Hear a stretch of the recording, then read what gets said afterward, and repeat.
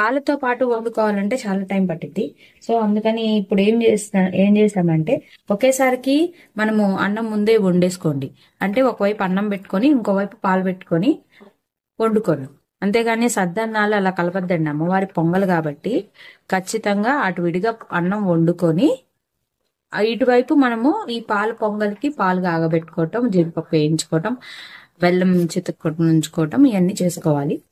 ఇప్పుడు అన్నం వేసుకున్నాం, రైస్ వేసుకున్నాం, అన్నం వేసుకున్నాం కదా, మనకి ఎంత క్వాంటిటీ కావాలనేది చూసుకొని, చిక్కదన్నం ఎంత క్వాంటిటీ కావాలో చూసుకొని అన్నాన్ని రెడీ చేసుకోండి.